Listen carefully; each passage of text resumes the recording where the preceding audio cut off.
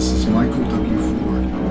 Today's video is a very simple, direct introduction to cosmology or mythical tales of the creation of the universe, the world. And this is specifically with Zoroastrianism and Ahriman, the Daevas, and the Ahura Mazda, and the Amesha Spentas, or ArchAngels, that conflict against Ahriman and the powers of darkness.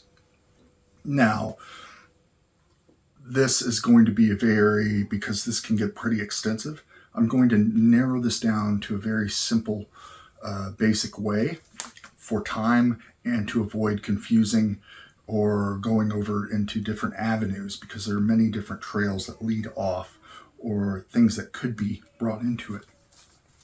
Now, with Luciferianism, our philosophy, as known in the 11 Points of Power in the work Apotheosis, Bible, the Adversary, and other works, Luciferianism is a philosophy that balances inner energy, thought, or spirituality with everyday existence or the physical world. So there's a balance.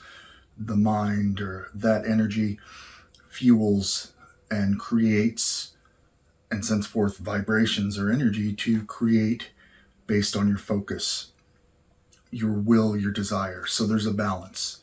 One feeds the other, and the other fuels the one. So there's a interaction, and there is no just I'm a spiritual person, or I just believe in what I see. For Luciferianism, Luciferians, for the most part, are open to and utilizing critical thinking, can apply and compare quantum mechanics or quantum physics, strong aspects of science, and Luciferianism using myth and religious adversarial themes in a kind of structure to ignite will, desire, belief in our own metaphysical frameworks, our own private mythologies. So this Zoroastrian tale is not something that Luciferians are dedicated and believe in the sense that Luciferians were not Zoroastrians. And with great respect for that ancient Persian religion, I'm not a dualist. I believe in balance, not one being all good and one being all bad. There are different aspects to that. So when it comes to Zoroastrian texts, and we're talking ancient Persian, from the Achaemenid, or slightly before that period in Persia, to then Alexander the Great's overthrow and syncretic Hellenistic unity that his reign and the subsequent Diadochi, or successors, such as Seleucus, Ptolemy, etc., the Parthians, and then into, prior to Islam, the embrace of Zoroastrianism completely by the empire kingdom of the Sasanian Persians, prior to Islam going through and removing that. Zoroastrianism really flourished extensively during this Sasanian period, which was up to about 650, a little bit more, AD. And before that, before 200 AD, the Parthians and the Seleucids were tolerant on Mazdian or Ahura Mazda or Zoroastrianism with Hellenistic pantheons as well. There's a syncretic adaptation and evolution that has correspondences that go way beyond what I'm going to talk about. With that said, texts such as the Avesta, the Bundahishin, the Den card and various other things explore cosmology. So this is kind of mainstream, if you want to call it that, Zoroastrian work or cosmology from the Bundahishin different texts, but also Zurvanite mythology, which was considered a heresy, that Ahriman and Ahura Mazda came from the deity of time. So with that said, in the beginning, there was the primal darkness. And in the primal darkness was Ahriman. He was not created. He's not a fallen angel. He exists equally as Ahura Mazda, the one who creates, who is the light and the creator of the good aspects of the world in Zoroastrianism. Ahura Mazda, between Ahura Mazda and Ahriman, there was the void, and the void is non-being, timeless, similar to an anti-cosmic or abyssic thing, but also the darkness is connected with that concept. And Ahriman sensed the light and wanted to devour it, conquer it. The nature of Ahriman is to oppose, to use strife and chaos to create according to his will. Thus, Luciferians identify with aspects of Ahriman, not the entirety, it's beyond timeless, beyond in mysticism, but within our frame, the individual frame of conquering and will to power. And knowing this, Ahura Mazda created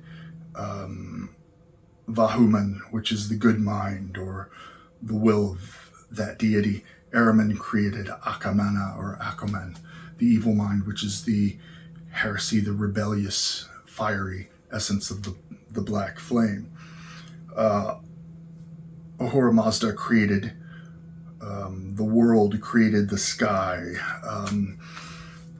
all of these things.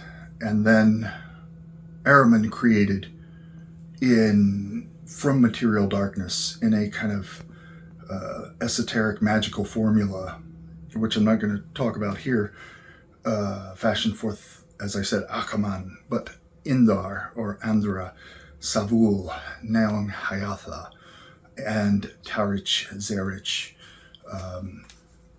etc. These were the ArchDaevas, and many more were created. And the elements, or Ahura Mazda created water, wind, fire, air, and Ahriman began to attack these aspects. They tried to do a pact for 9,000 years. And then Ahriman, there was a spell chanted, and much of the Avestan hymns or religious prayers are actually magical formulas, esoteric formulas used by the magus or the magi and the Moabites or the religious Zoroastrians. And they are vibrated. That's why I talk about Steota in my book, DRAUGA, which are mantras, essentially. And it was by the chant of the Anwar that Ahriman was sent back into the darkness temporarily. And after 3,000, a period of conceptual time years, the Daevas, the demons, essentially, who were once Vedic deities, gods, in Indo-Persian Rigveda texts and traditions, tried to stir Ahriman. And nothing would stir him until Je, or Jai, as the demonic feminine, fiery and powerful, and created from essentially cold darkness, came to Ahriman and gave him a speech about how she would help him conquer, and it stirred him, and he bestowed a kiss upon her, and he gathered his Daevas, and on March 21st at noon, when this planetary, the conjunction of balance is made, Ahriman enters the sky as a serpent, a great dragon, and burrows into the earth. And Ahura Mazda, being attacked on all levels, has a formula to seal material creation, the sky, imprisoning, or so it thinks, Ahriman and the Daevas. And Ahriman attacks all of the elements, the first man, all of these things. And while the Avesta Bundahishin talk about Ahura Mazda just wanting good, this type of bliss was unsustainable. Ahriman brings balance by strife and evolution, creation, change by these attacks. That's how Luciferians view Ahriman, not just a destructive sense, but a creative one, a balance. And this battle would continue on through current times till their end. And Zoroastrian lore, in considering Ahriman, you have to consider that the Rig Veda, or the Daevas, Indra, Savar, etc., as in my book DRAUGA, are creative, sustainive, balanced, and chaotically violent gods. And you take the classical conquering spirit, indulgence and life enjoying gods who would reflect within our workings, our hymns, our aims, but still our direction alone. You balance that with the demonic of Ahriman's Daevas, the DRAUGA, and these are the motivating factors and you cannot understand or embrace life and positive aspects without conquering and becoming increasingly close and using darkness and the primal to fuel your creative and helpful aspect. That's why Luciferians view, from the biblical perspective, New Testament, that Satan